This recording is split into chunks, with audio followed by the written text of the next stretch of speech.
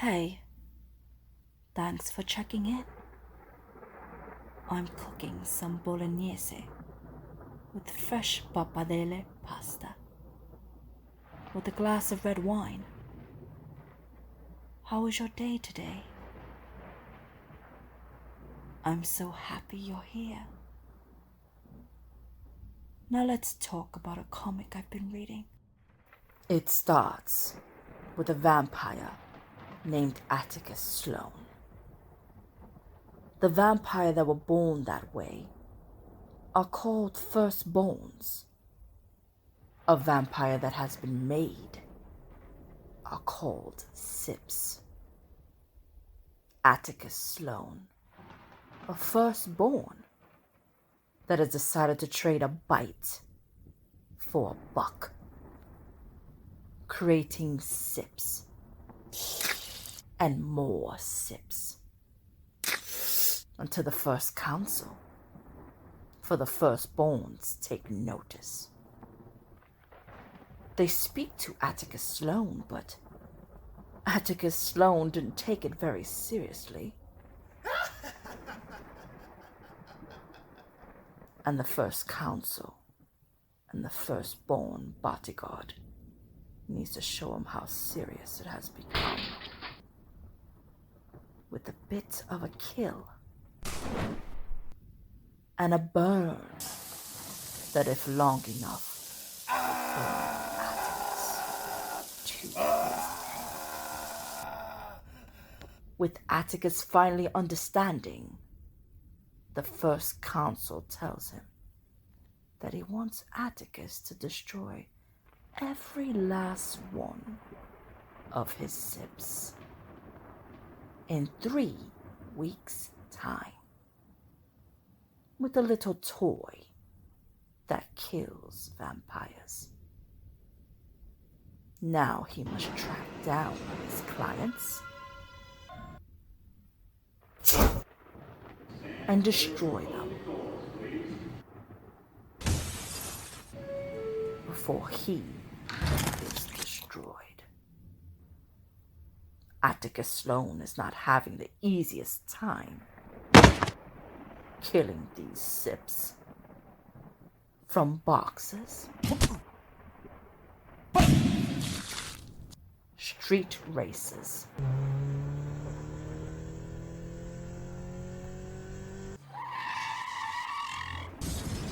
drug-dealing pharmacists, and more. But is there a reason why the firstborns are bothered? Is it a specific sip that has been turning the tables and killing firstborns? Will the secrets be revealed? And will Atticus meet his deadline? Or will he be killed before he finds out the full truth? Christian Ward, the writer of Blood-Stained Teeth, said it's a love letter to vampire law. From Bram Stoker's Dracula to Blade. The whole thing. We love it all.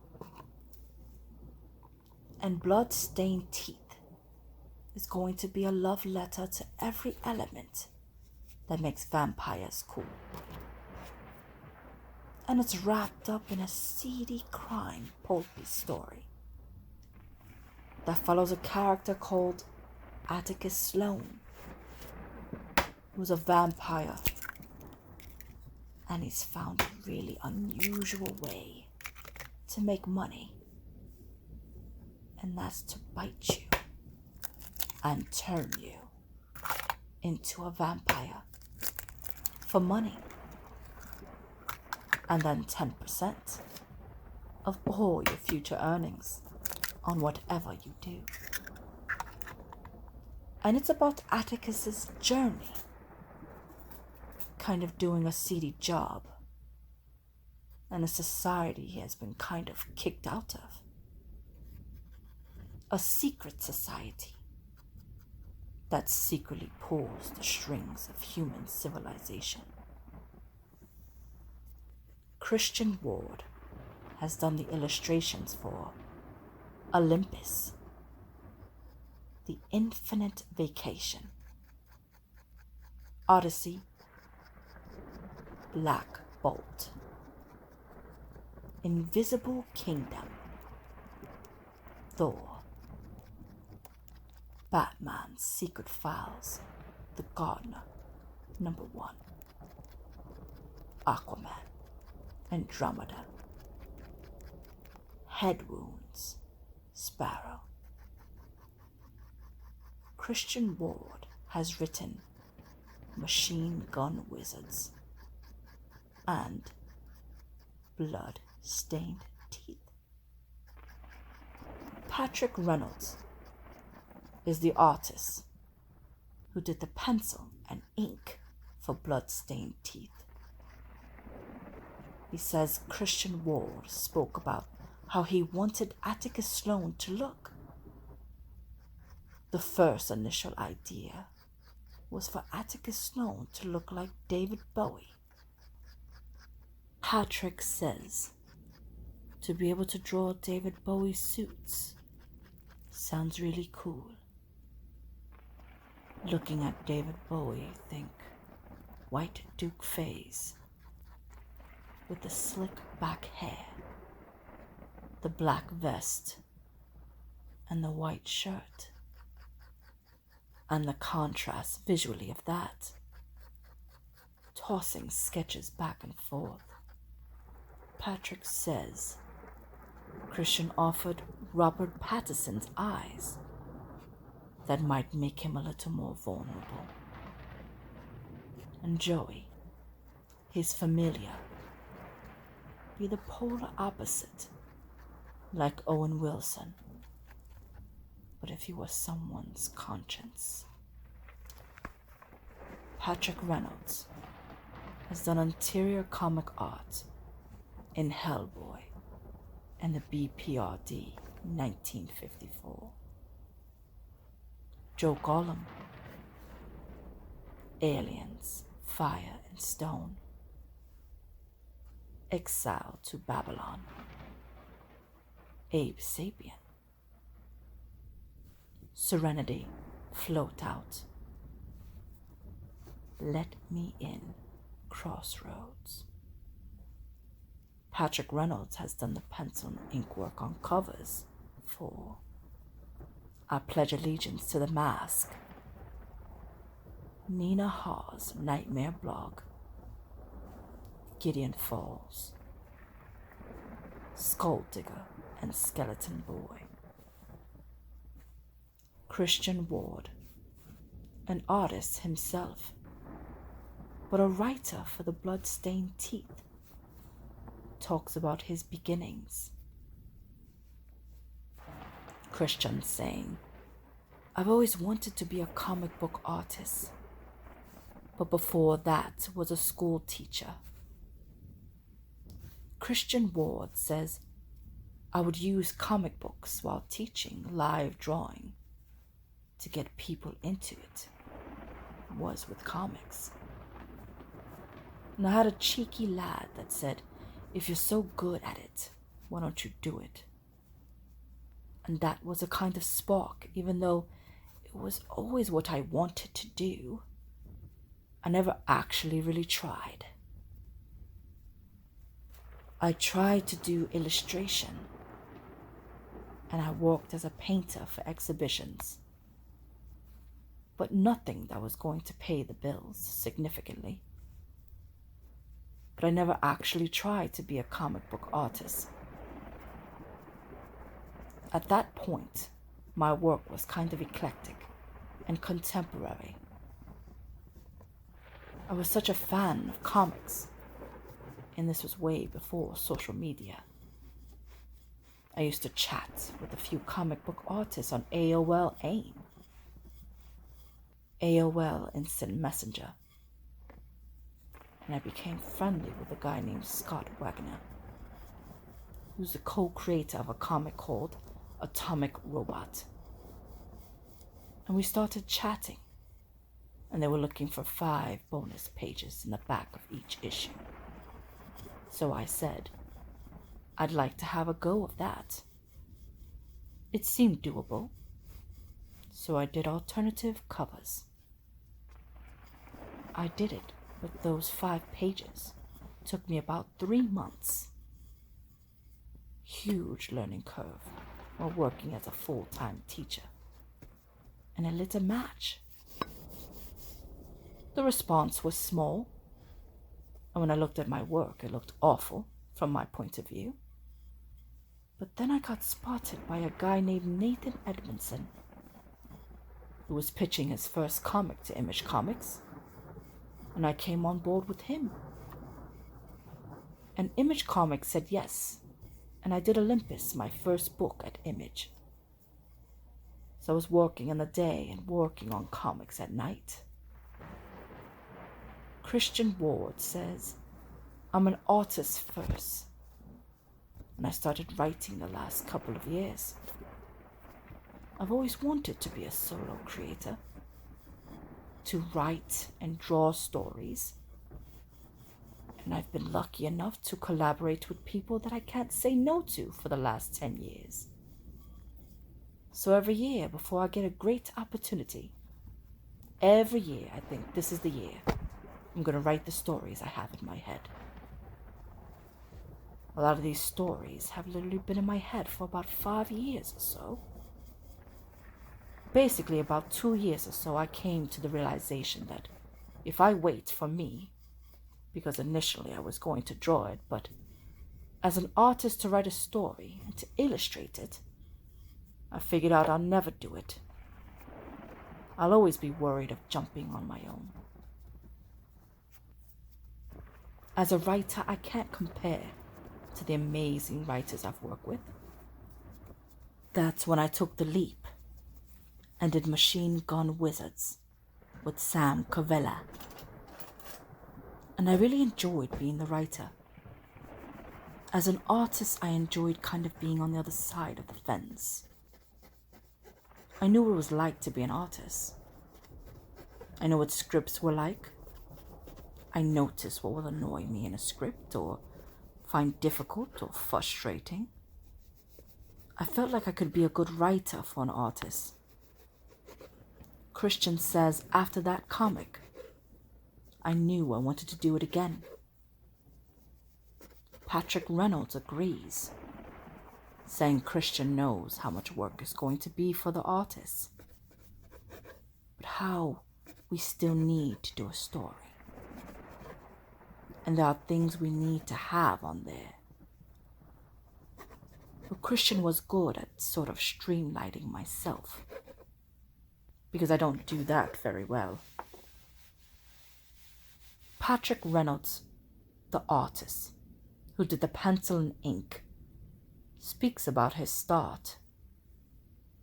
Patrick says, I was teaching middle school in Las Vegas.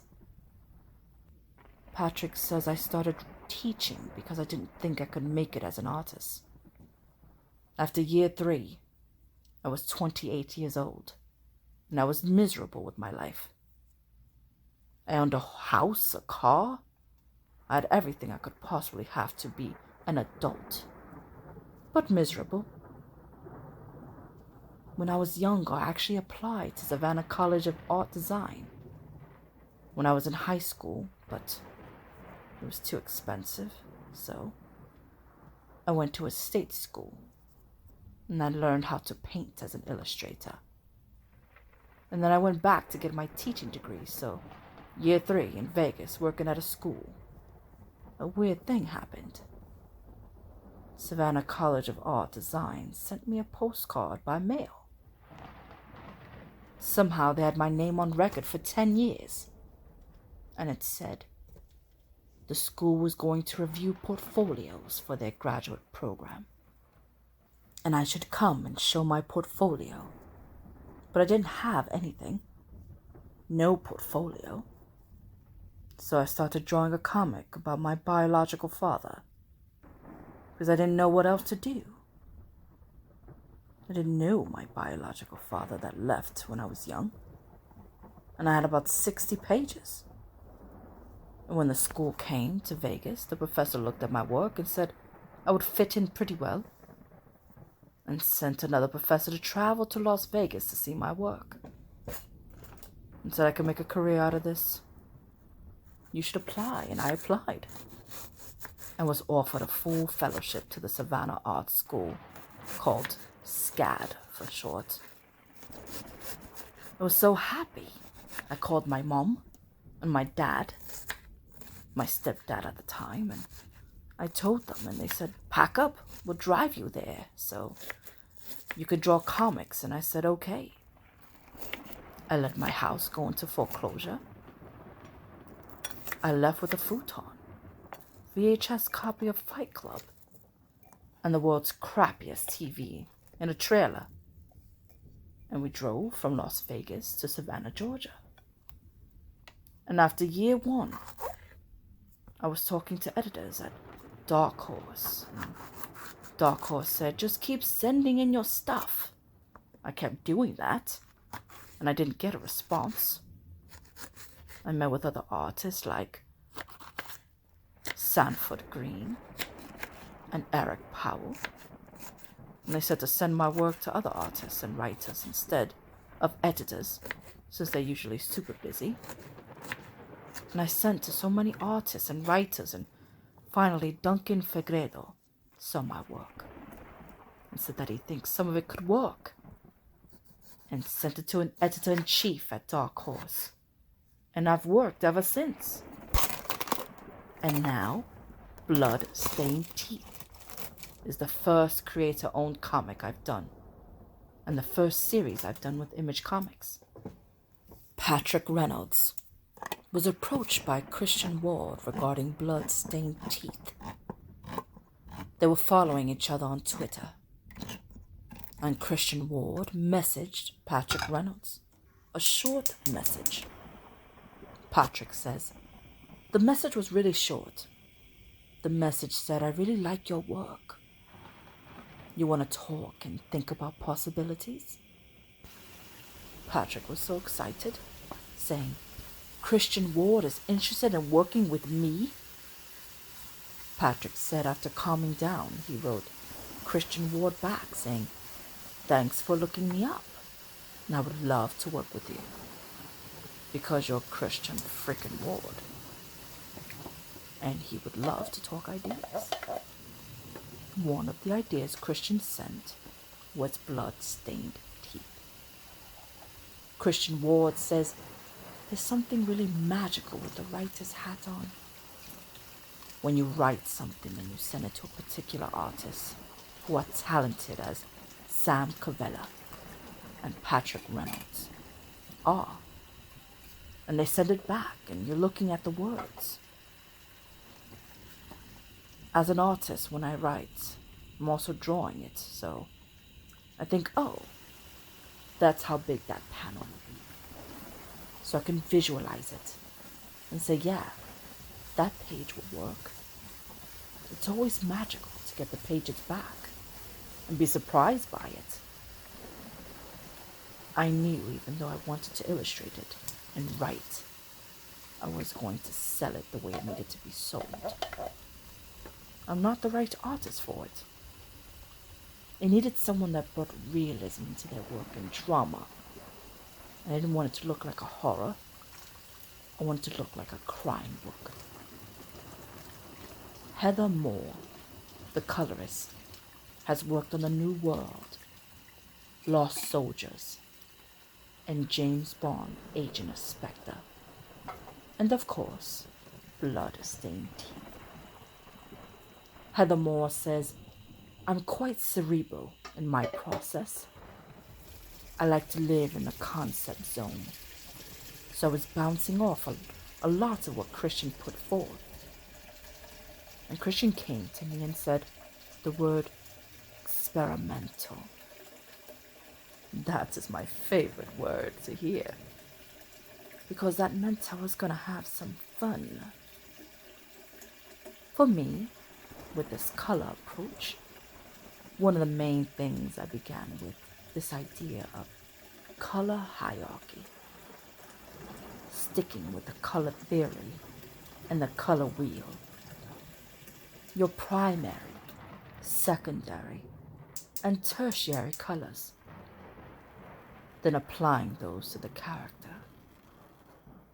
Atticus Sloane staying in our primary color zone, and some spaces that were outside of that in alleyways, and that would hit that sort of ambiguous, shredded tertiary zone. I was very conceptual in my approach, and then just trying to create a lot of tension with abstract application of color to Patrick's realism drawings. And knowing by doing that together, we would create this frenetic kind of unhinged energy that you wouldn't otherwise achieve. Another thing I tried to do here that I haven't done in the past is using a lot of traditional practices to create textures. I wanted to give a visual overload, this visual information sickness through texture, as well as the color palette itself. So I did a lot of spray paint and gel plate printmakings and collaging. I love doing tonal shifts when the mood changes. Patrick Reynolds says, when he saw Heather Moore's pages come in, he said, "Okay, there we go. We got it now." Patrick Reynolds said it was something that he's never seen before. It changes the way you perceive what you were doing and what you initially thought. And it takes you to a different place. Christian Ward saw the pages after Heather Moore did the colors, and he thought it was perfect. Christian Ward says, "I'm proud of the team. We got Patrick Reynolds on art, Heather Moore on her insane colors. The combination between Patrick and Heather, in my eyes, is what makes this book. Hassan on letters, and I've worked with him on Machine Gun Wizards, and we've been pals before he was even in comics. And Heather Antis, the editor, is amazing. Blood-stained teeth. Check it out.